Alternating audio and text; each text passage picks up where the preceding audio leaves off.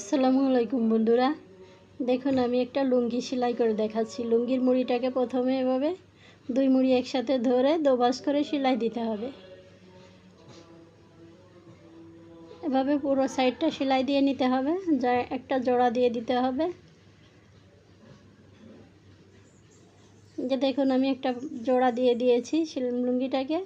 এখন এভাবে উল্টিয়ে নিতে হবে। উল্টিয়ে নিলে সাইডের যে কাপড়গুলো বেরিয়ে আছে ওই কাপড়গুলো ভিতরে ঢুকে যাবে। এভাবে দেখুন আরেকটা চাপ সেলাই দিয়ে দিতে হবে। চাপ সেলাই দিলে প্রথম সেলাইয়ের যে কাপড়গুলো বেরিয়েছিল ওই কাপড়গুলো আর দেখা যাবে না। আর চাপ সেলাইটা দেওয়ার সময় এভাবে লুঙ্গিটা বাম হাত দিয়ে ডান হাত দিয়ে টেনে ধরতে হবে, যাতে ভিতরের কাপড়গুলো কুঁচকে না থাকে। দেখুন আমার লুঙ্গিটা সেলাই কমপ্লিট হয়ে গিয়েছে। এভাবে লুঙ্গি সেলাই করে নিলে লুঙ্গিটা দেখতেও সুন্দর দেখা যায়।